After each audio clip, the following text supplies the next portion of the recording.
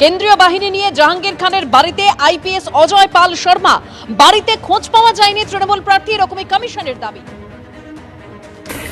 तो फिर उसकी खबर भी अच्छे से लेंगे हम। ये जहांगीर के घर वाले भी खड़े हैं, उसको बता देना कायदे से। ये बार बार जो खबरें आ रही है कि उसके लोग धमका रहे हैं, तो फिर अच्छे से खबर लेंगे, फिर बाद में रोना पछताना मत। तो जहांगीर खान की क्या लगती है? अंकल उसके ड्राइवर का नाम क्या है? जहांगीर के ड्राइवर का नाम हमें जानी ना। अच्छा, तुम जानते नहीं? तुम्हें क्या पता उसके बारे में? हमारे काका से देखे बस, और कुछ नहीं पता है।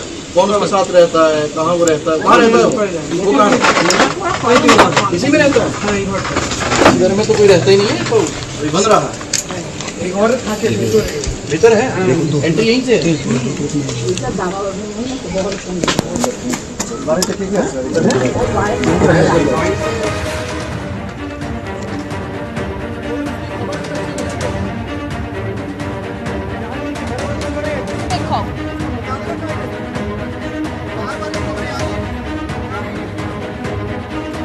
কেন্দ্রীয় বাহিনী নিয়ে ভোটারদের একেবারে বাড়িতে ভয় দেখানোর অভিযোগে জাহাঙ্গীর খানের বাড়িতে পুলিশ পর্যবেক্ষক পৌঁছে গিয়েছে। ফোর্স নিয়ে জাহাঙ্গীর খানের বাড়িতে আইপিএস অজয় পাল শর্মা। জাহাঙ্গীর মোল্লার বাড়িতে উত্তরপ্রদেশের আইপিএস অজয় পাল শর্মা। সিআরপিএফ কে নিয়ে বাড়িতে বাড়িতে পুলিশ পর্যবেক্ষকের অভিযান।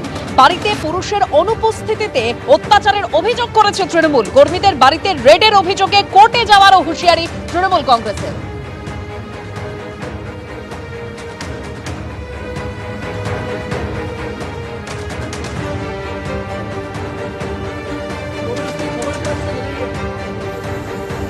ये जहांगीर के घर वाले भी खड़े हैं, उसको बता देना कायदे से। ये बार बार जो खबरें आ रही है कि उसके लोग धमका रहे हैं, तो फिर अच्छे से खबर लेंगे, फिर बाद में रोना पछताना मत। तो जहांगीर खान की क्या लगती है? अंकल उसके ड्राइवर का नाम क्या है? जहांगीर के ड्राइवर का नाम हमें जानी ना। अच्छा, तुम जानते नहीं? तुम्हें क्या पता उसके बारे में? हमारे काका से देखे बस, और कुछ नहीं पता है। कौन उसके साथ रहता है, कहाँ वो रहता है, कहाँ रहता है? ভিডিওটা আপনারা দেখলেন, সেটা দক্ষিণ 24 পরগনা জেলার ফলতা বিধানসভা কেন্দ্রের একটি ভিডিও। আর আমরা দেখলাম যে সেন্ট্রাল ফোর্সকে সাথে নিয়ে এই পুলিশ অবজারভার রাত্রিবেলা তৃণমূল কংগ্রেসের কর্মী সহ সাধারণ মানুষের বাড়িতে, বিশেষ করে এমনও বাড়িতে যেখানে রাত্রিবেলা কোনো পুরুষ মেম্বার ছিলেন না, পুরুষ সদস্য ছিলেন না, যেখানে মহিলারা বাচ্চা নিয়ে রয়েছেন, রাত্রিবেলা শুতে যাওয়ার আগে মানুষ ঘরের ড্রেস পরে রয়েছেন, সেখানে জোর করে রেড করার নামে তারা অত্যাচার চালালো। পুলিশ অবজারভার এবং সেন্ট্রাল ফোর্সের সম্মিলিত এই অত্যাচার আমরা দেখলাম। মহিলাদের ওপর অত্যাচার আমরা দেখলাম। মহিলারা বলছেন যে বাড়িতে শুধুমাত্র বাচ্চা রয়েছে, তারপরেও তাদের ঘরে ঢুকে বর্বরোচিত অত্যাচার আমরা দেখলাম। আমরা পরিষ্কার বলে দিতে চাই, যারা এই ধরনের কাজ করেছেন, আজও সকালবেলায় আমাদের সাংসদ এবং প্রাক্তন আইপিএস অফিসার রাজীব কুমার জানিয়ে দিয়েছেন যে পুলিশ অবজারভারদের মৌখিক নির্দেশে অবৈধভাবে, যেটা আমাদের কোড অফ কন্ডাক্টকে ভায়োলেট করে, যেটা ইলেকটোরাল প্রসিডিওরের কোডকে ভায়োলেট করে, 500 জনের ওপরকে অ্যারেস্ট করা হয়েছে।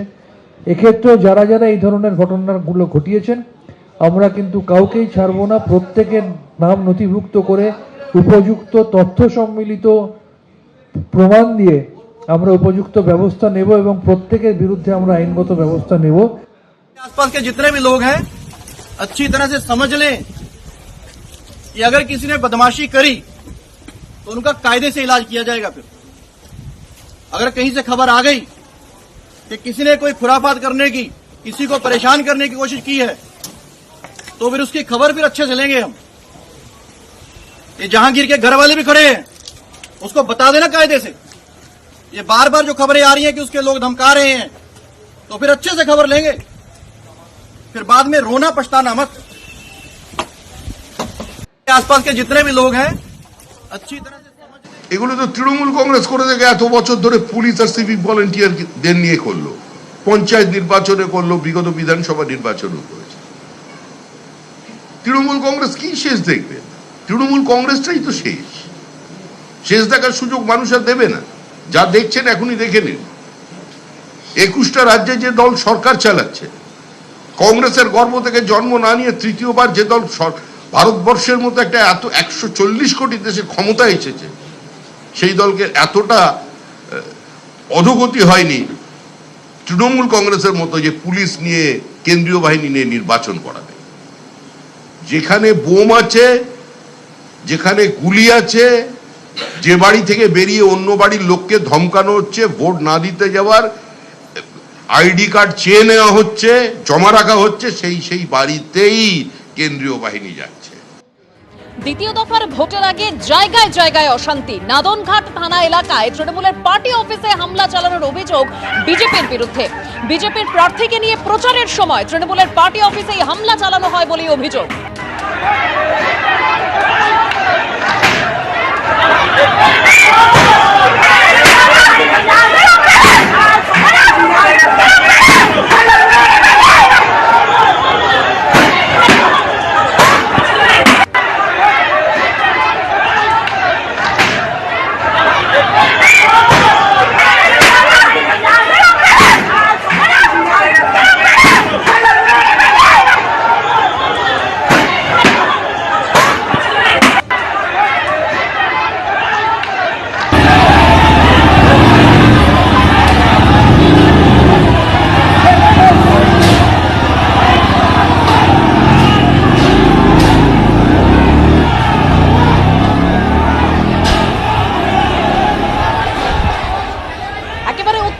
পরিস্থিতি, তৃণমূলের পার্টি অফিস লক্ষ্য করে হামলা চালায় বিজেপি এবং সেরকমই অভিযোগ করছে তৃণমূল। ঠিক কি পরিস্থিতি তৈরি হয়েছিল, আমাদের প্রতিনিধি রানা দাস রয়েছেন সরাসরি এই মুহূর্তে আমাদের সঙ্গে। রানা,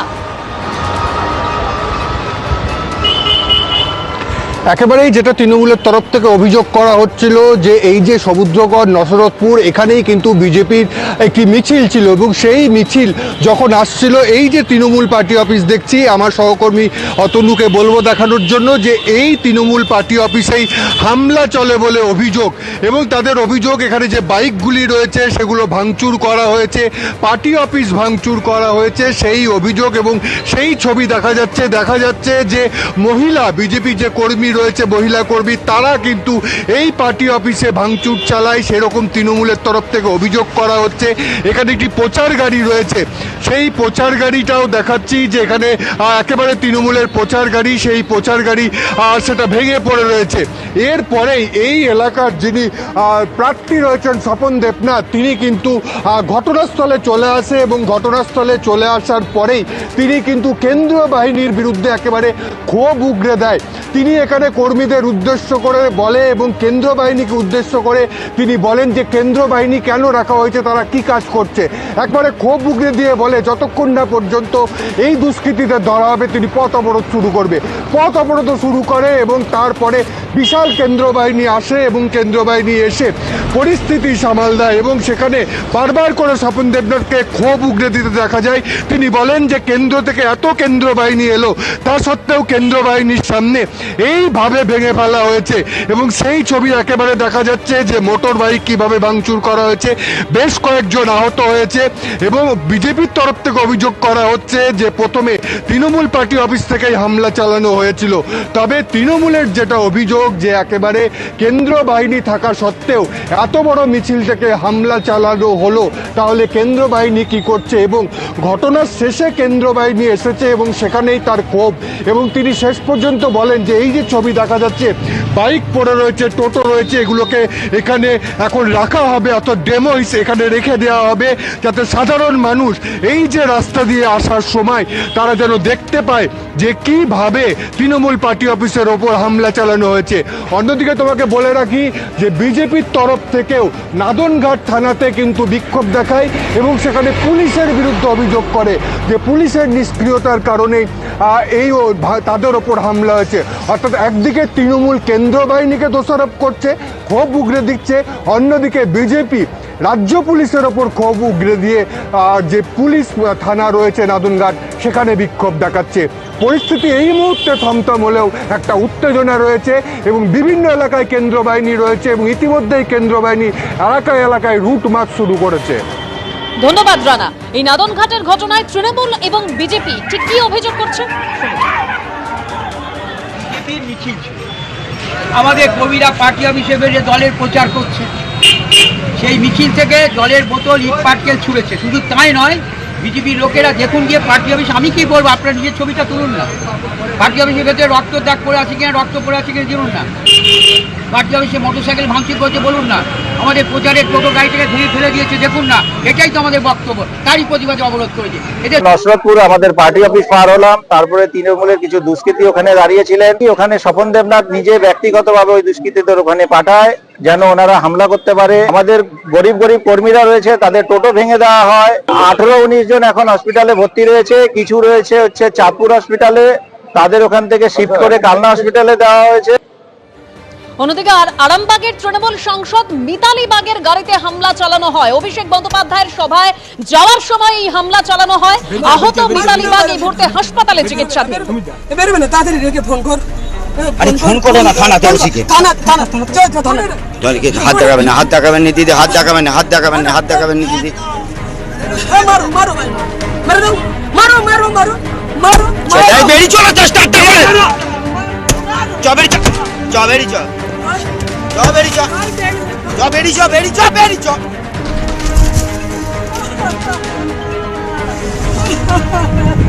ওরা দিদি না।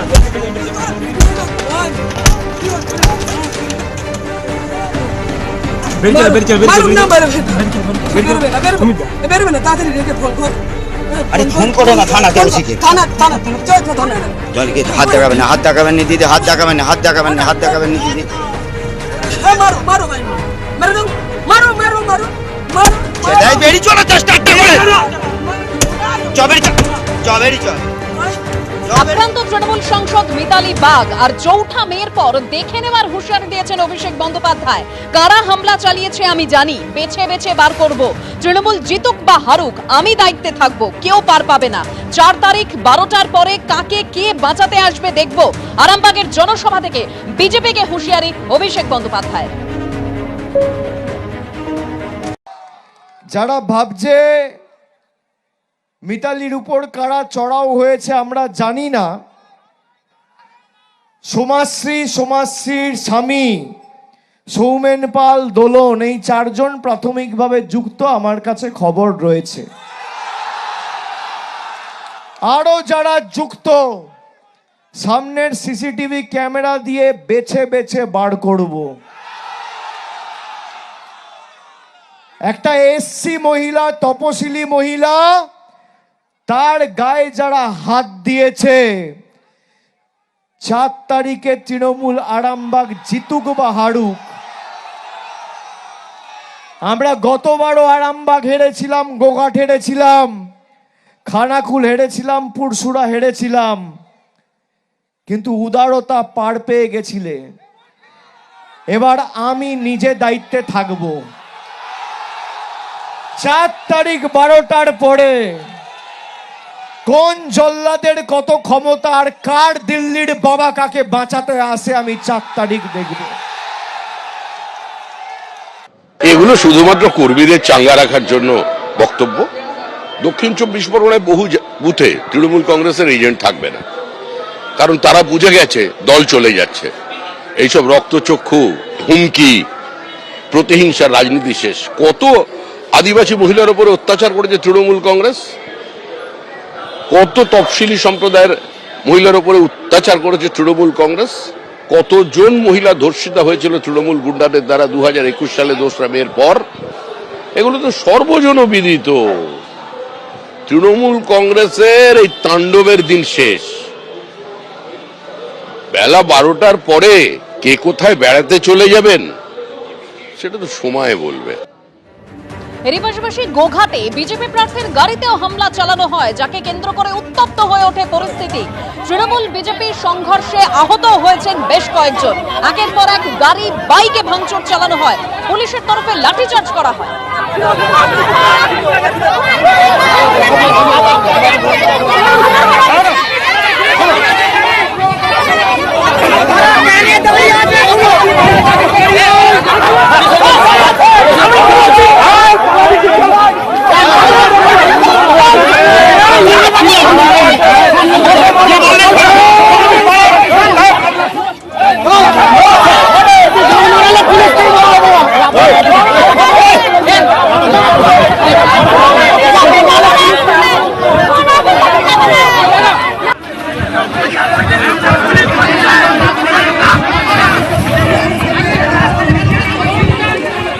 গোঘাটে বিজেপি প্রার্থীর গাড়িতে হামলা। গোঘাটে তৃণমূল বিজেপির সংঘর্ষে উত্তপ্ত পরিস্থিতি, আহত হয়েছেন বেশ কয়েকজন। একের পর এক গাড়ি, বাইকে ভাঙচুর চালানো হয়। বিজেপি প্রার্থীর গাড়িতে হামলা করা হয়।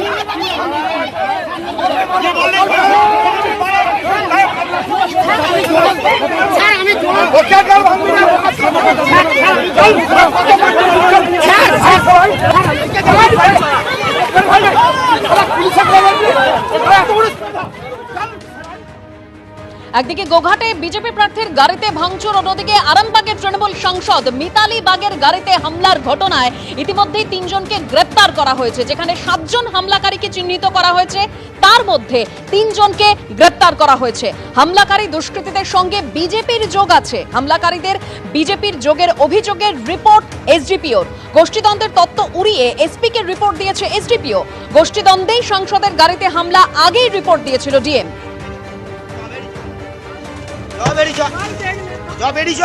গোঘাটে বিজেপি প্রার্থীর গাড়িতে হামলার ঘটনাতেও 3 জনকে গ্রেপ্তার করা হয়েছে।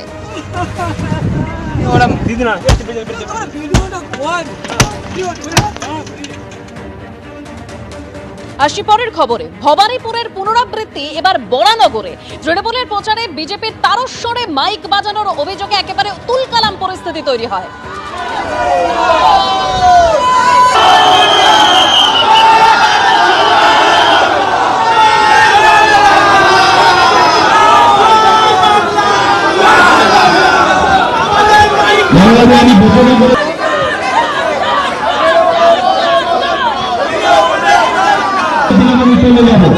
আমি চলে যাচ্ছিলাম, কিন্তু আমার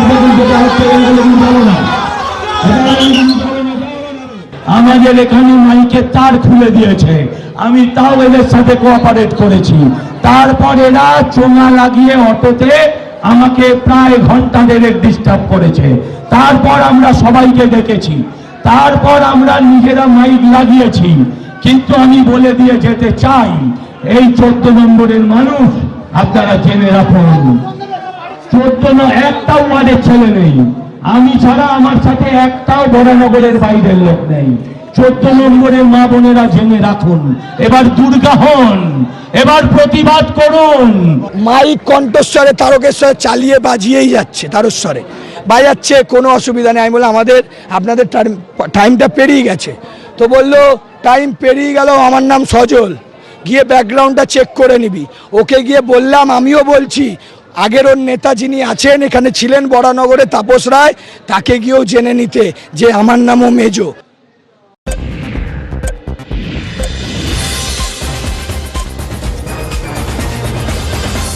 নিউজ ফ্ল্যাশ।